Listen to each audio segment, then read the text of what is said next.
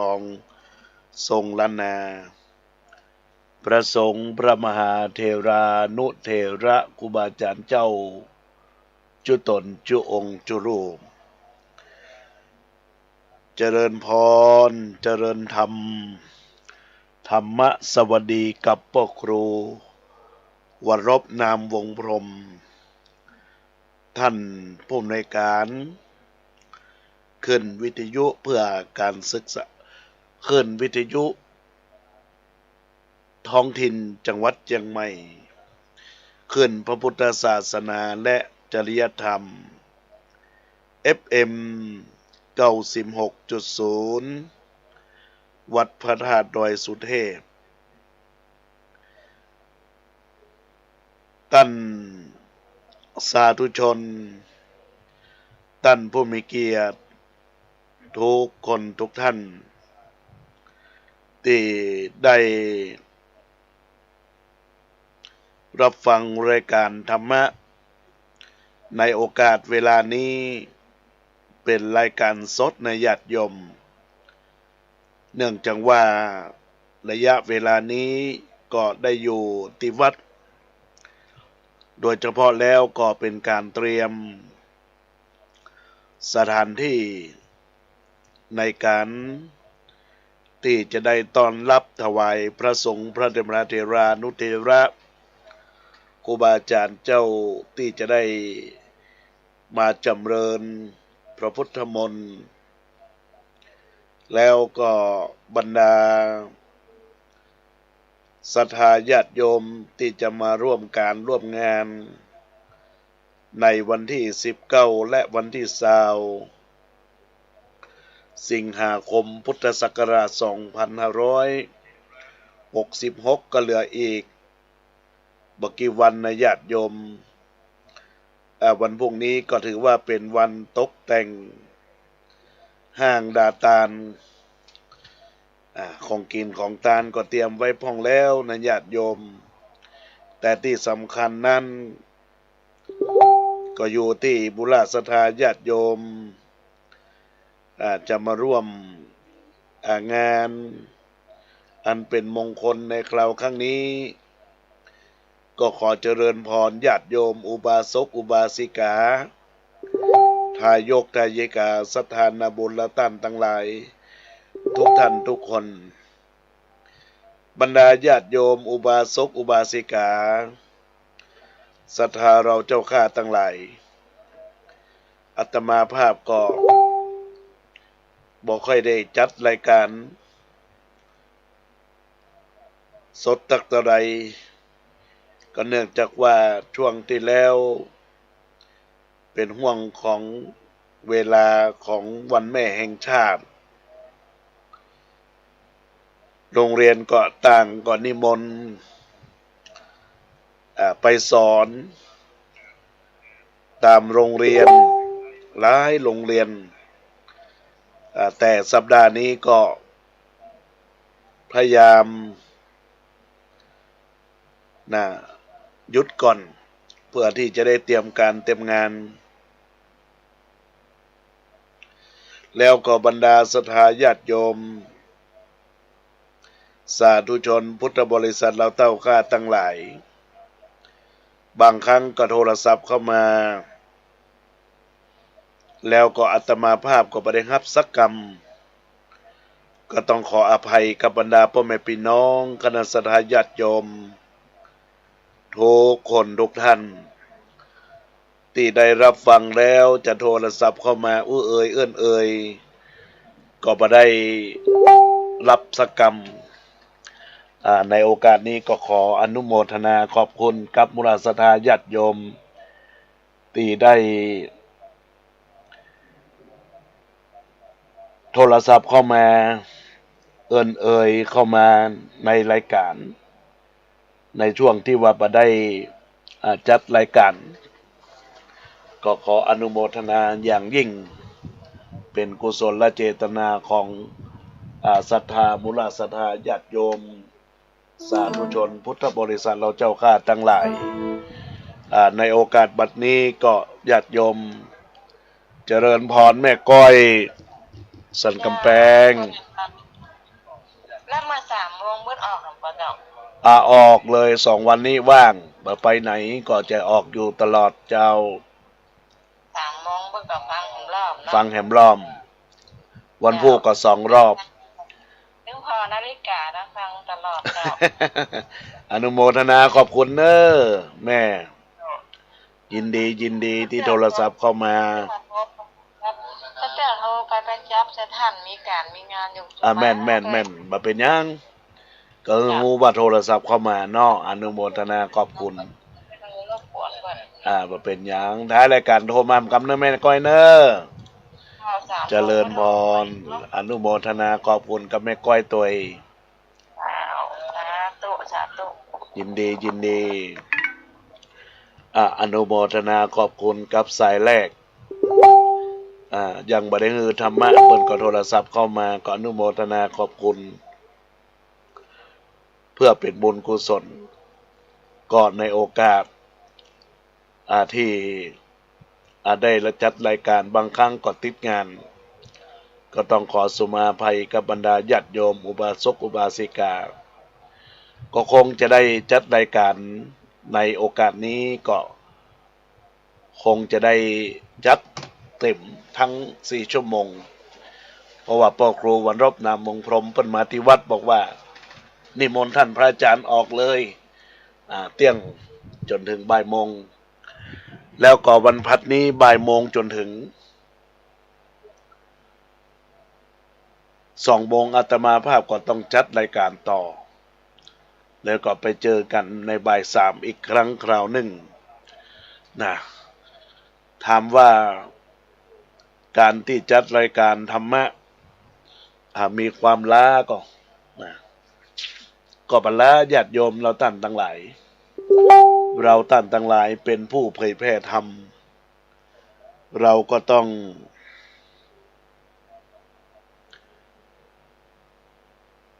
พัฒนาศึกษาเรียบร้อยก็ต้องแผ่กุศลแผ่บุญบารมีในโอกาสที่เราเต้าข้าท่านทั้งหลายได้เป็นกุศลกับการรับฟังธรรมะขององค์สมเด็จพระจินวรสัมมาสัมพุทธเจ้าบรรดาญาติโยมทั้งหลายการที่เราท่านทั้งหลายมีความนับถือกัน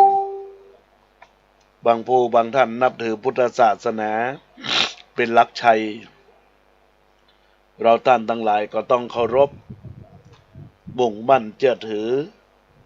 กันและกันเป็นคุณงามความดีในโอกาสเราท่านทั้งหลายได้มีการรับฟังรายการธรรมะประสิทธิพรเกิดความดี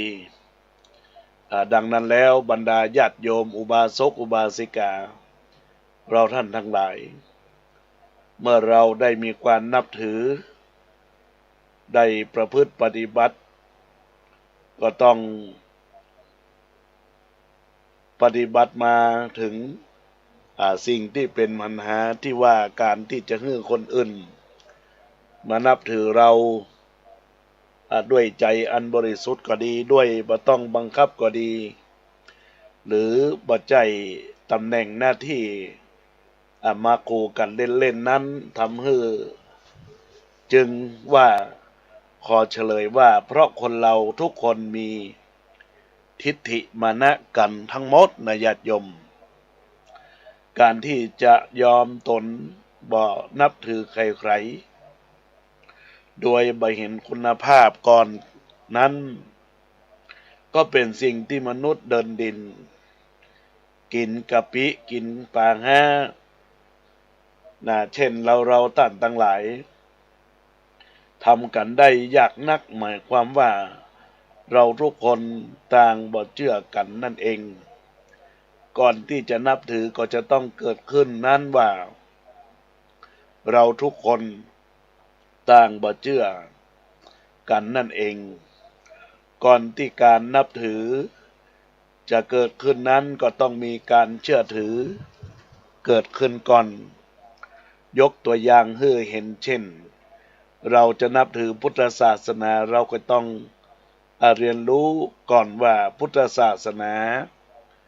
อันนั้นคืออะไรพุทธศาสนาคือสิ่งใดที่จะพัฒนา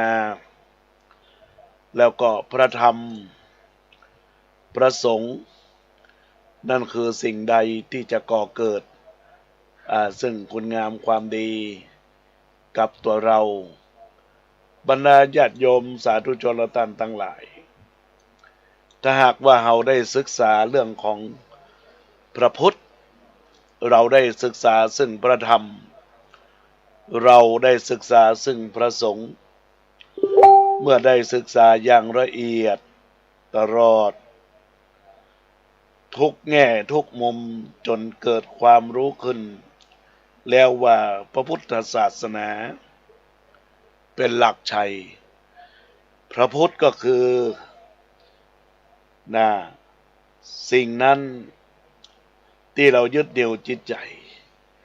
พระธรรมก็คือคำสั่งสอนขององค์สมเด็จพระสัมมาสัมพุทธเจ้าพระสงฆ์ก็คืออันอย่างที่มันเป็นสิ่งที่ทำให้เกิดศรัทธาความเชื่อความเริ่มใสต่อสิ่งใดๆแล้วก็บุญญาศรัทธาญาติโยมและท่านทั้งหลายในโอกาสที่รับฟังอยู่ขณะนี้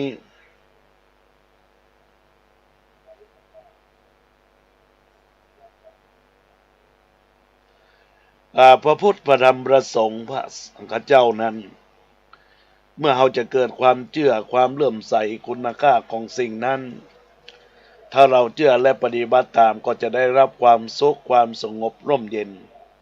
อย่างนั้นการนับถือก็จะเกิดขึ้นเป็นการนับถือที่แน่นแฟ้นบ่หวั่นไหวบ่คลอนแคลนใครจะมาทับถมย่ำยีบีทาโฆษณาหลอกลวงอย่างไรก็ตามบ่อ่อนไหวบ่ไปบ่เปลี่ยนแปลงการนับถือใดเช่นเดียวกันเช่นเดียวกันแล้วก็บรรดาญาติโยมทั้งหลายการที่เราจะนับถือ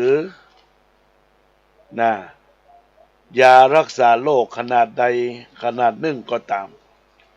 แล้วเอาไว้ใจเป็นยาประจำตัวพอช่วยครัวด้วยโรคนั้นขึ้นก็จะต้องเอายาขนาดนี้แก้ปุ๊บจึงจะปล่อยหายไปปั๊บบ่ใจแต่เฉพาะการอ่านฉลากยาและโฆษณาคุณภาพเพียงอย่างเดียวก็ต้องทดลองให้รู้คุณภาพพอเป็นที่เชื่อถือได้ก่อนแล้วก็จึงจะเกิดความนับถือขึ้นจนถึงกับเอาไว้ใช้เป็นยาประจำตัวและประจำบ้านทั้งสองอุทาหรณ์นี้มีอุปมาฉันใดคนเราก็มีอุปไมยฉันนั้นลำพังแต่จะคุยโวโอ้อวดโฆษณาตัวเองว่าข้ามีความรู้อย่างนี้ยศถาบรรดาศักดิ์ตำแหน่งข้าสูงถึงฉันนั้นคนเขาก็จะนับถืออย่าหวังให้มากถึงเพียงนั้นอย่างมากที่สุดก็อาจจะได้เพียงแต่ความนับถือประเภทแรกๆเท่านั้นส่วนจิตใจของเขาเราก็จะรู้หรือว่าเขาจะคิดแช่งชักหักกระดูกวันละกี่ร้อยครั้งถ้าเอาตำแหน่งหน้าที่เอายศเอาตำแหน่งไปข่มขู่เบียดเบียนเขาคือได้รับความทุกข์และความเดือดร้อนบ่ว่าจะมียศมีอำนาจมีตำแหน่งสูงเพียงใดก็บ่พ้นคนเขาแจ้งด่าในใจพร้อมกับการความนับถือความรบฉะนั้นก็จึงกล่าวไว้ว่าเป็นการยากที่จะน้อมใจของคนอื่น มานับถือเฮาด้วยความบริสุทธิ์เรานับถือคนอื่นยากฉันใดคนอื่นก็นับถือเฮายากฉันนั้นในทางพุทธศาสนานั้นบรรดาญาติโยมสาธุชนพุทธบริษัททั้งหลายพระพุทธองค์ก็ทรงตรัสไว้อย่างเกี่ยวข้องว่าพระองค์ได้ทรงตรัสไว้บ่เป็นการยากเกินไปที่จะน้อมใจของผู้อื่นมานับถือเฮาด้วยใจอันบริสุทธิ์ผู้ใดปรารถนาผู้นั้นก็จะต้องมีคุณธรรมประจำตัวพอที่จะน้อมใจคนอื่นมานับถือได้คุณธรรมก็คือการสงเคราะห์กันและกันในญาติโยมเพราะมนุษย์เฮามีฉันทัตญาณในการอยู่ร่วมกันเป็นกลุ่มเป็นหมู่คณะเมื่ออยู่ร่วมกันเป็นกลุ่มการสงเคราะห์เกื้อกูลกันก็เป็นสิ่งจำเป็นเพราะสังคมของมนุษย์เราบ่สม่ำเสมอกันบางคนก็มีกำลังมากบางคนก็มีกำลังน้อยบางคนก็มีสติปัญญามากบางคนก็โง่เขลาบางคนก็ร่ำรวยบางคนก็ขัดสนถ้าคนมีกำลังมากข่มเหงคนมีกำลังน้อยคนฉลาดก็เอาเปรียบคนโง่บ่ยอมลดราวาศอกคนร่ำรวยก็รีดนาทาเล่นคนจนความวุ่นวายก็จะเกิดขึ้นสังคมก็จะเป็นสังคมที่ไปบ่ได้การสงเคราะห์กันก็จึงเป็นสิ่งที่จำเป็นในญาติโยมสำหรับสังคมที่จะก่อให้เกิดการนับถือกันและกัดใจคุณธรรมนั้นก็คือหลัก4ประการก็คือ1ทานการแบ่งปันสิ่งของตนให้แก่คนที่ควรให้ปันเป็นการเฉลี่ยความสุขให้แก่พวกอื่น2ปิยวาจาก็คือการเจรจาด้วยคำที่ไพเราะอ่อนหวานเป็นการยึดเหนี่ยวน้ำใจผู้มาคบหาไว้ได้3อัตถจริยาประพฤติปฏิบัติประโยชน์แก่ผู้อื่นสมานตตาในญาติโยมก็วางตัวให้เหมาะสมกับฐานะหน้าที่ตัวเองและการและงานจะทำให้เป็นคุณธรรมทั้ง4ประการนี้เป็นธรรมะสำหรับเป็นเครื่องยึดเหนี่ยวน้ำใจทุกคนบุคคลอื่นที่มานับถือได้อย่างแท้จริงตัวจริงตัวอย่างที่เราจะเห็นได้ง่ายที่สุดเราก็ลองตั้งปัญหาถามตัวของเราเองดูก็จะรู้ได้ทันทีเช่นถามตัวเราเองว่าเพราะเหตุไรเราจึงไม่นับถือเขาคนนั้น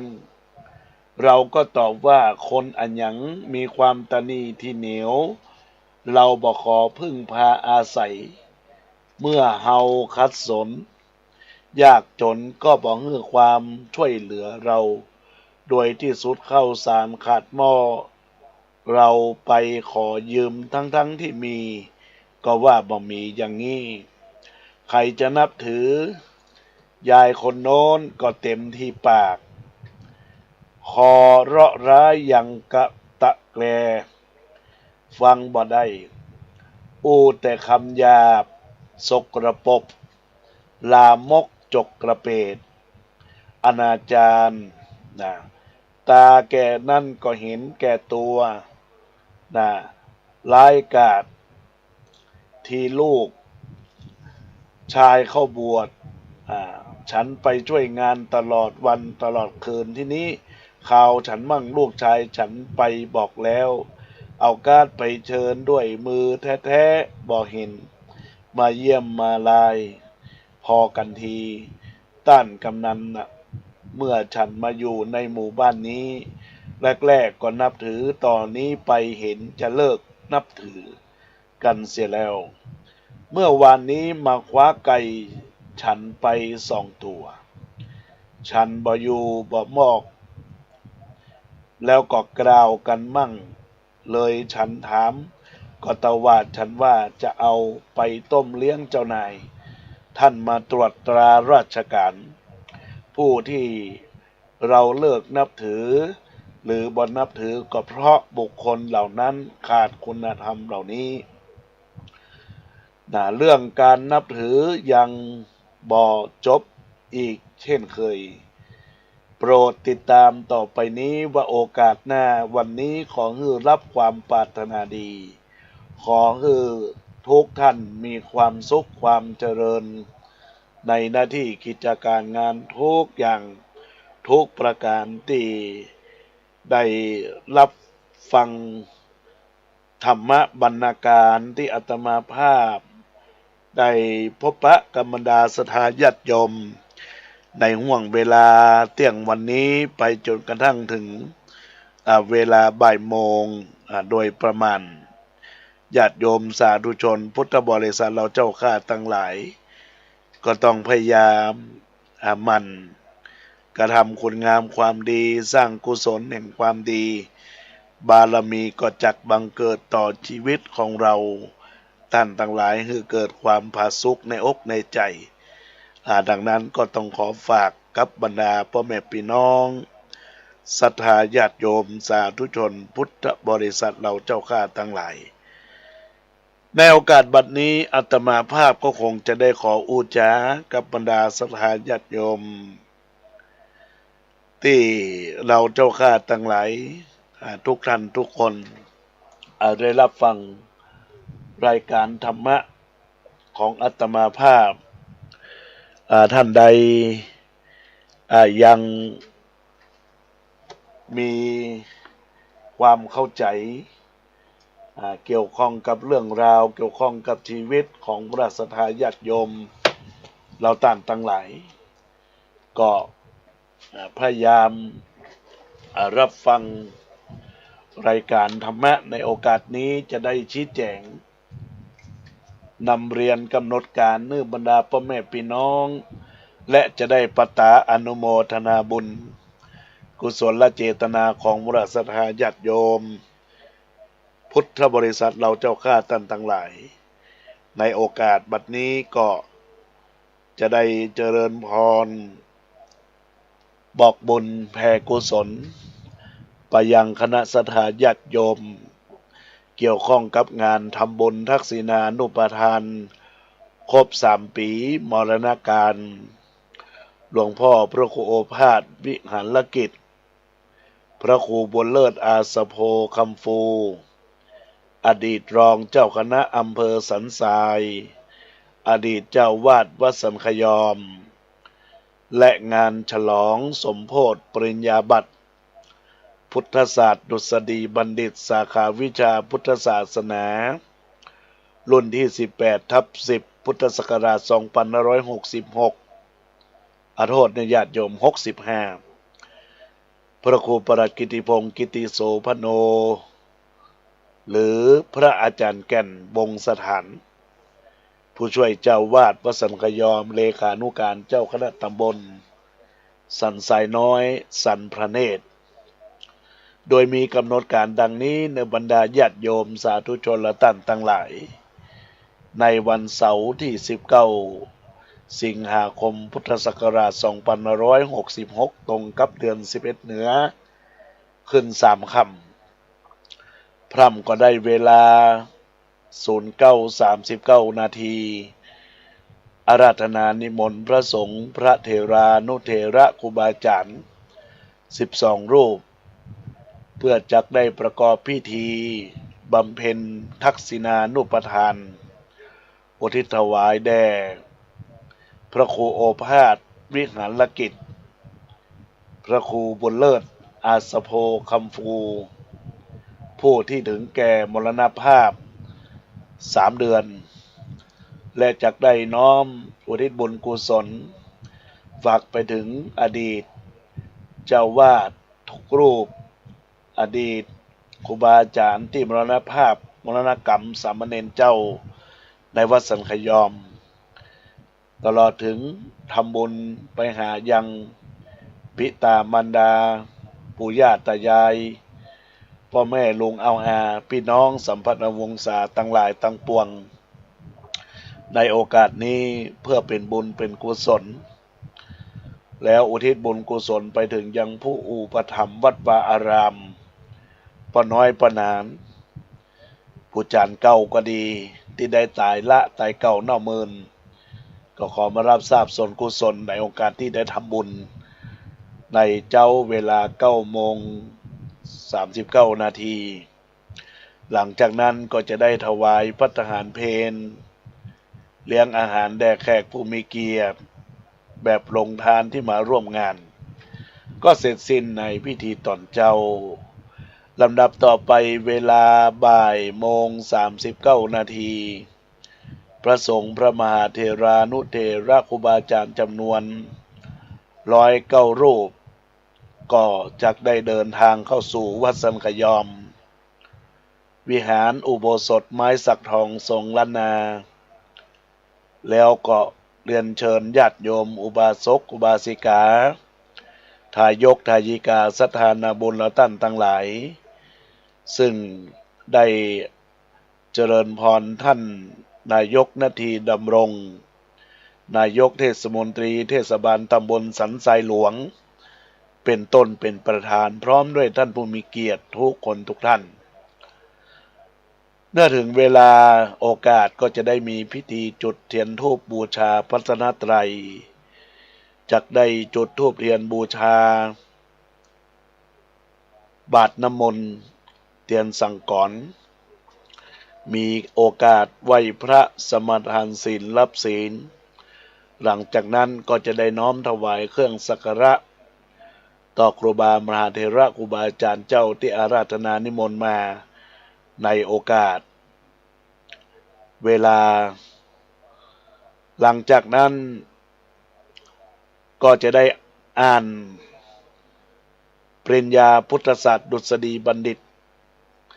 สาขาวิชาพุทธศาสนาโดยท่านอาจารย์นาทีดำรงนายกเทศมนตรีเทศบาลตำบลสันทรายหลวง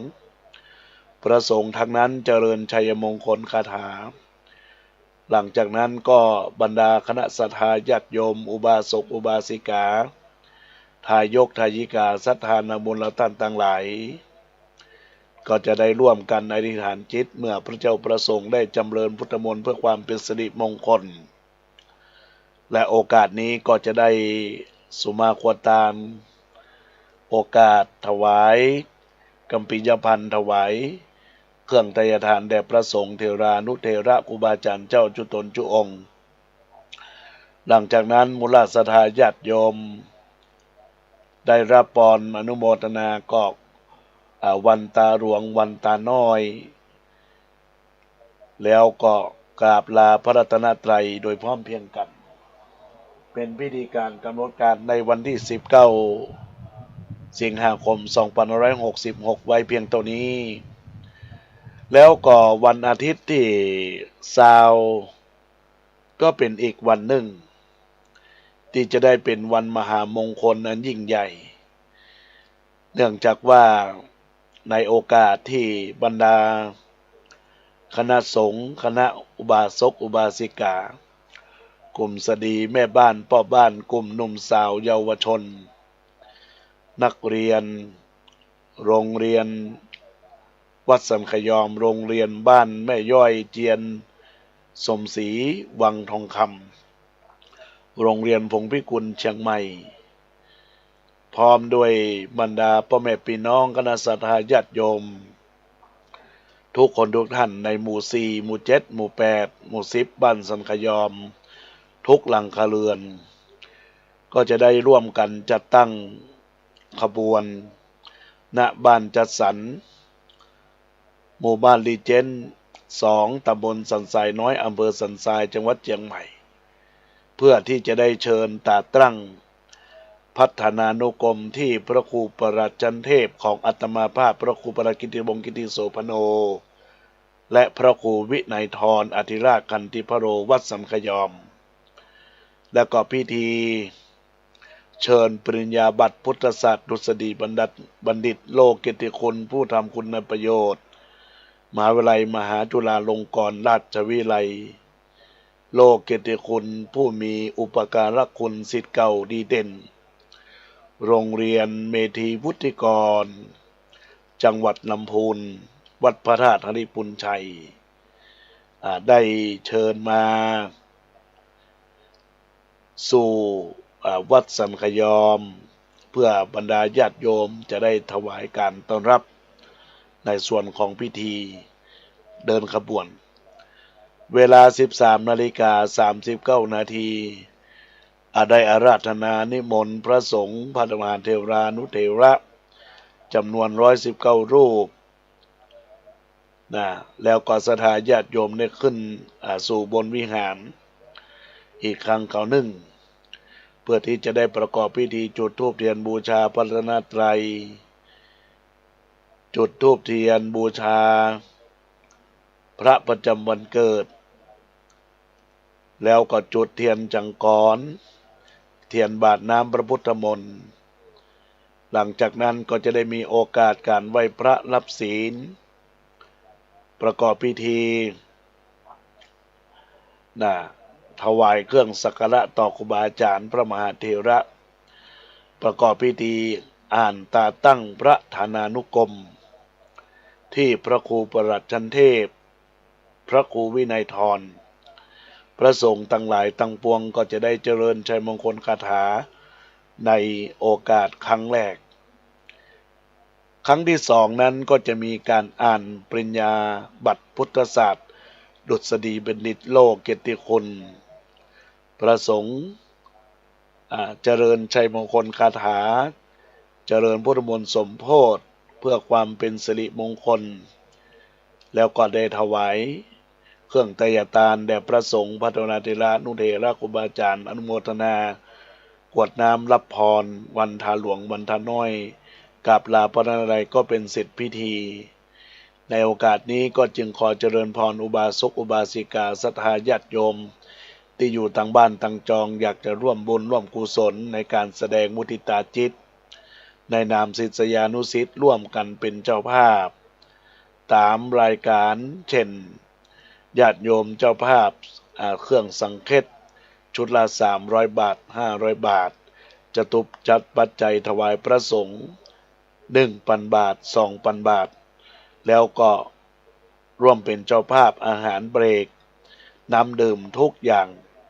ก็สามารถที่จะติดต่อได้นะญาติโยมและท่านทั้งหลายที่อาตมาภาพแล้วก่อนในงานทั้ง2 วันคือวันเสาร์ที่19 สิงหาคมพุทธศักราช 2566เรียนเชิญทุกท่านได้รับชมรับฟังมหรสพสมโภชคณะซอล้านนาจันทิพพณีวันที่20 สิงหาคมตรงกับวันอาทิตย์ก็รับชมรับฟังซอล้านนาของคณะดร.ประพันธ์แก้วเก๋วงการันตีส่วนภาคกลางคืนนั้นก็ทั้ง2 คืนก็มีรำวงคืนแรกเป็นลำวงของมิดมิวสิกคืนที่2เป็นลำวงของยาใจ2002ในโอกาสนี้ศรัทธาญาติโยมท่านใดอยากจะร่วมบุญอันใดบ่ว่าจะเป็นการเจ้าภาพในส่วนของขันดอกขันซี่แล้วก็ท่านใดอยากจะร่วมเป็นเจ้าภาพสุดสังฆทานชุดละ300 500 1,000 2,000 บาทก็เจริญพรได้ญาติโยมสาธุชนเราท่านทั้งหลายก็สามารถที่จะแจ้งความประสงค์จำนงหมายได้ในงานนี้ก็เป็นงานของอาตมาภาพแล้วก็ร่วมกับท่านพระครูวินัยทรอธิราชคันธิปโรตุเจ้าหนุ่มได้มีการตั้งพัฒนานุกรมในราชทินานามที่พระครูวินัยทรนั้นญาติโยมก็จะได้เจริญชมงคลในวันที่20แห่ขบวนเช่นเดียวกันญาติโยมก็ได้บุญ2 ต่อ 3 ต่อแล้วแต่เจตนาของคณะศรัทธาญาติโยมตามวรรคมหาได้ญาติโยมและท่านทั้งหลาย อาตมาภาพก็จะได้ขอประกาศอนุโมทนาบุญกับกุศลเจตนาของคณะสัตยาญาติโยมอันมีคุณโยมสุภคนัสประโมทและเป็นเจ้าภาพสังเคต500 บาทนางวัสนากันทวีสังเคต300 บาทแม่บัวขี้สร้อยสังวันสังเคต300 บาทป้ออินทาประพฤติสังเคต300 บาทนางสุนีอุตราสังเคต300 บาทน้าน้องคนเดิม300 บาทโยมนาชากาแฟ300 บาทแม่บัญชื่นวรรณเลิศ300 บาทแม่พองเพนสิทธิวงศ์300 บาทแม่กนกวันถาดคำ300 บาทและนายสุเทพถาดคำร่วมทำบุญ300 บาทแม่คำอ่อนชัยวันจากบ้านผาสุกก็ร่วมทำบุญมา300 บาทแล้วก็แม่บุญวันเพ็ญกันทวงศ์300 บาทแม่พระจงมนเตชกุลพงกรก็300 บาทแม่ขันแก้วแสงล่าถงรัก300 บาทแม่อารีสดับ300 บาทแม่นิพางามเงิน2 ชุด600 บาทนางภูนสุขนพจรุนศรี500 บาทนางพเยาสุมณี500 บาทแม่นายติ๊บนางรัตดาคำล่าร่วมทำบุญ500 บาทแม่อัมพรโยธราชพร้อมครอบครัว500 บาทป้อซักบุญมาตุ้ยแม่พองวิถีก็500 บาทแม่คำอ่อนชัยวันร่วมทำบุญพร้อมครอบครัวอีก500 บาทแม่ดวงคำประพันธ์มิตรนางสาววิไลนางสะอาดเลืองประพันธ์มิตรร่วมทำบุญ500 บาทแม่ทัศนีแววงามร่วมทำบุญสังเคต500 บาทญาติโยมทั้งหลายก็ขอเพิ่มเติมกับแม่คำอ่อนชัยวันพร้อมครอบครัวจากบ้านผาสุกนี้ก็ได้ร่วมบุญร่วมกุศลในถวายทานอุทิศแด่หลวงพ่อพระครูโอภาสวิหารกิจพระครูบุญเลิศอาสโบคำฟูอีก 1,000 บาทพร้อมกันนี้บรรดาญาติโยมสาธุชนและท่านทั้งหลายท่านใดอยากจะร่วมเป็นเจ้าภาพสังเคต300 บาท500 บาทก็เจริญพรส่วน 1,000 บาทนั้นก็เป็นจตุปัจจัยเนื่องญาติโยมทั้งหลายอันนี้ปัจจุปัจจัยถวายแด่พระสงฆ์อันประกอบไปด้วยแม่เอียงพันยายเฮียงนางสาววาสนารัศนี1,000 บาทครูอรัญญาแก้วมานายประภาสนายปริญญานายปรัชญาแก้วมา 1,000 บาทนายบรรลือนางนารีรัตน์นางสาวจุฑามาศวงเรือน1,000 บาทตอนนี้ก็มีสายเข้ามาเนอะก็ขออภัยเจริญพรเจริญพรแม่แม่สมคิดนะแม่สมคิดจากไหนสันทรายดูสันทรายแม่จะรับอะไรอย่างแม่รับราคา300ได้เลยแม่สมคิดสันทรายน้อยเลยแม่สมคิดสันทรายน้อยโอเคแล้วก็ค่อยมาให้นะแม่นะอนุโมทนาขอบคุณเนอะจ้าแม่สมคิดมณีแก้วเนาะจ้าอนุโมทนาขอบคุณกับแม่สมคิดมณีแก้วได้ร่วมทำบุญในโอกาสถวายสังเคตจากบ้านสันทรายน้อย300 บาทเนอะอนุโมทนาขอบคุณบุญใดกุศลใดที่ท่านได้ทำแล้วก็เจริญพรได้มาร่วมพิธีได้เนอะแม่เนอะในโอกาสนี้ลำดับต่อไปก็จะได้ประกาศอนุโมทนาขอบคุณกมลศรัทธาญาติโยมสาธุชนพุทธบริษัทต่างหลายทุกท่านทุกคนที่รับฟังรายการอนุโมทนาขอบคุณกับศรัทธาญาติโยมที่ได้มาเป็นเจ้าภาพอันหมายมีนายบรรลือนางนารีรัตน์นางสาวจุฑามาศวงเรือน 1,000 บาทเด็กด็อกเตอร์ปิยนัทใจเนตรหรือด็อกเตอร์อาจารย์ม่อน 1,000 บาทแม่เพ็งเขียวมาพร้อมครอบครัว 1,000 บาทแม่ยุพินมหานามพร้อมครอบครัว 1,000 บาท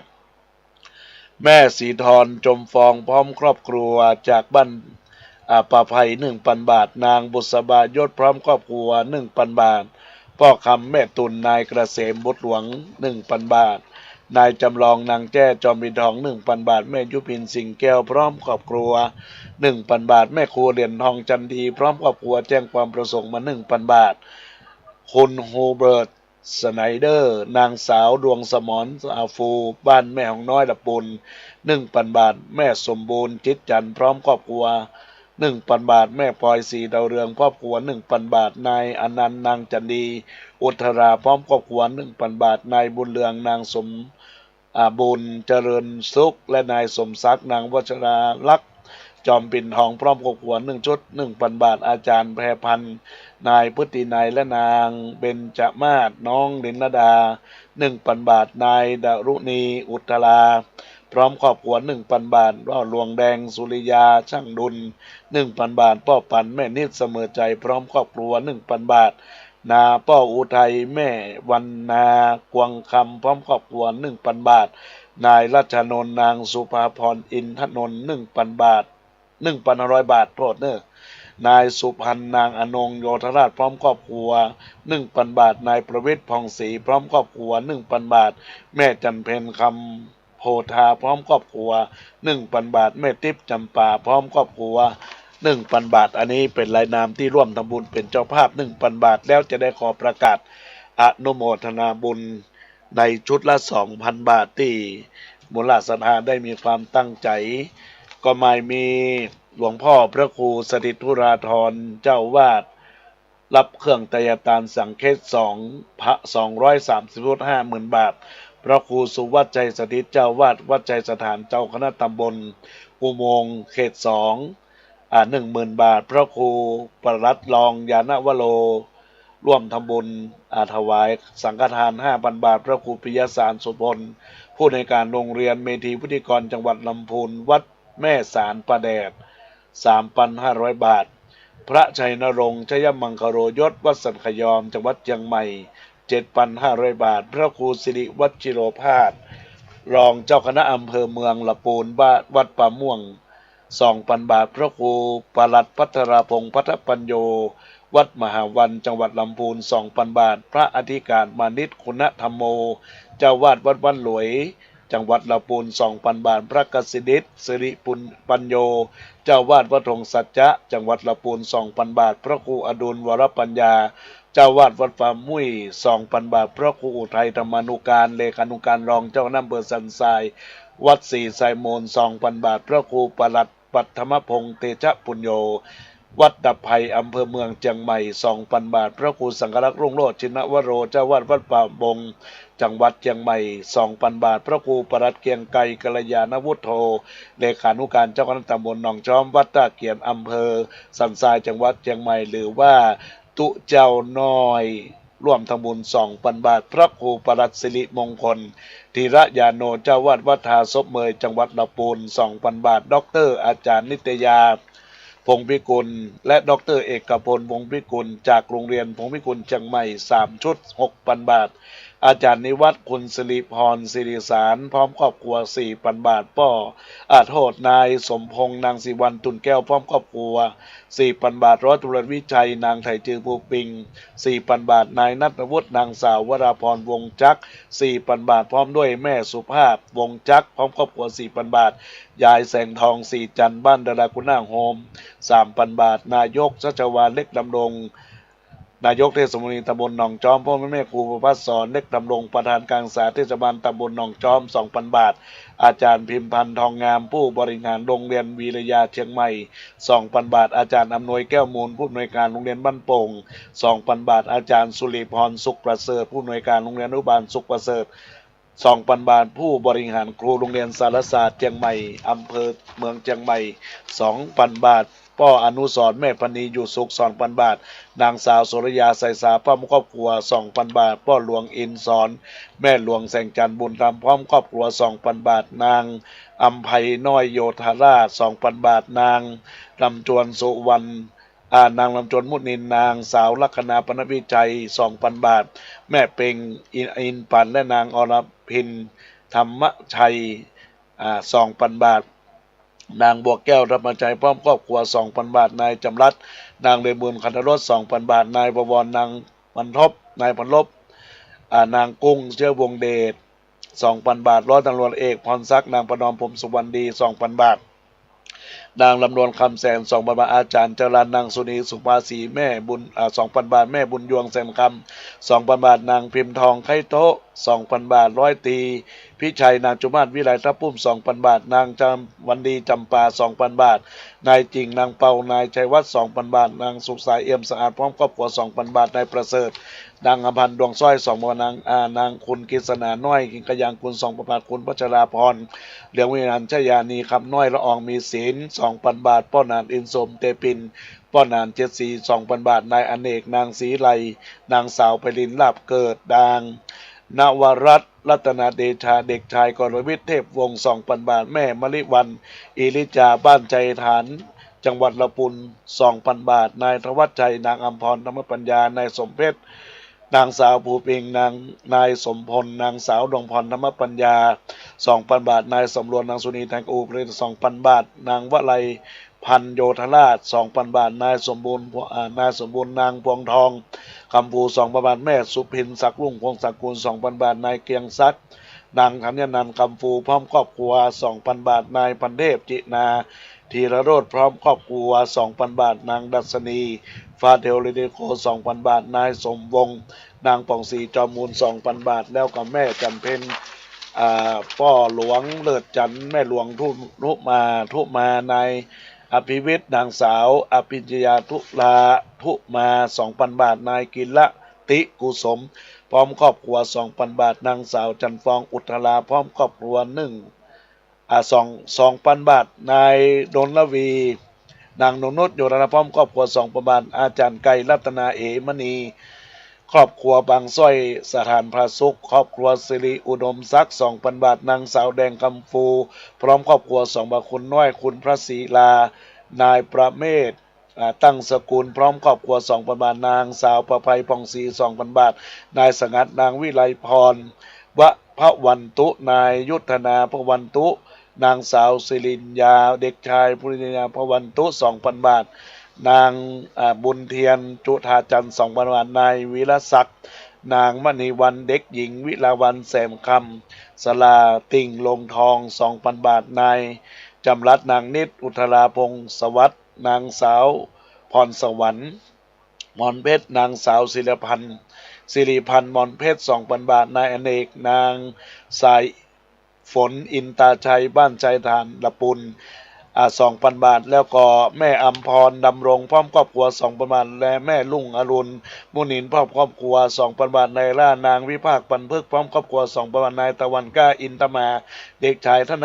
วัฒน์สร้อยสังวาน 2,000 บาทนายอุ่นเรือนนางศรีพันธ์จอมปิ่นทองพร้อมครอบครัว 2,000 บาทนายวิทยานางสุรีลำจวนพร้อมครอบครัว 2,000 บาทนายแก้วนางเรนูสมหวัง 2,000 บาทแล้วก็มูลศรัทธาญาติโยมพ่อกำนันบุญยงแม่สมนึกดำรงพร้อมครอบครัว 2,000 บาทพ่อสมเพชรแม่แสงเนินโยธราชบ้านหลักพัน 2,000 บาทครอบครัวพ่อสุพรรณใจเทพ 2,000 บาทและนางสาวอุไรนางสาวเล็กคำฟู 2,000 บาทนายบุญเลิศนางกมูลแสงคำพร้อมครอบครัว 2,000 บาทนางสาววรวรรณหนูโยธราช 2,000 บาทนายเจริญนายจำเริญนางปองพันธ์คันตรสพร้อมครอบครัว 2,000 บาทแม่รวยศิริหายนนท์พร้อมครอบครัว 2,000 บาทพ่อสำราญแม่จื้นโยธราช 2,000 บาทนายกำพลนางพรบพันธ์นายนเรศนายนคเรศจอมบินทอง 2,000 บาทพระไพรัตน์ประภัสโล 7,000 บาทแล้วก็พ่อเชิดเกียรติแม่จันสายใจมั่น 2,000 บาทอนุโมทนาขอบคุณกับกุศลเจตนาเจ้าภาพกันใหญ่กันกลางกันน้อยญาติโยมท่านใดอยากจะร่วมเป็นเจ้าภาพก็ขอเจริญพรได้เบอร์โทรศัพท์096 262 9694 096 262 9694โทรศัพท์ทักทายเข้ามาอู้เอ่ยเอื้อนเอ่ยในรายการธรรมะในโอกาสนี้สัก2 สายอยากจะร่วมบุญก็ขอเจริญพรญาติโยมที่รับฟังรายการและก็ติดตามรับฟังรายการต่อไปในเวลาบ่ายโมงถึง2 โมงแล้วก็บ่าย3 โมงถึง4 โมงสืบต่อไปเจริญพรแม่สีทรบ้านประภัยจ้าแม่ว่าจะได้บ่ได้มาวันนั้นบอกไงเทพไปละล้อว่าบ่ได้มาเนอะอย่าเพราะว่าตึงมาว่างเลยบ่ได้โอ้อันเป็นมันว่างบ่ว่างเหมือนกันนะครับเพราะว่าจัดเตรียมสถานที่แม่เอ้ยก่อยไปก็ได้นอก หลังก็ว่ากันไปว่ากันอย่างใดก็ได้เนาะ อนุโมทนาไปก่อนเด้อ จ้ารับฟังจากคลื่น104.50เนอะเปิ้นจะไลฟ์สดออกวิทยุนะก็สาธุการเนอะ ออกวิทยุพอ ออกวิทยุ104.50เนอะ เจ้า จ้าอนุโมทนาขอบคุณกันเนอะ จากที่ป่ะ ก็มาฟังก็จะเปิดหรือฟังเนอะอนุโมทนาขอบคุณนะแม่เนอะจ้าสาธุการยินดีในโอกาสนี้ก็ขออายุวันโนสุขังปะลัง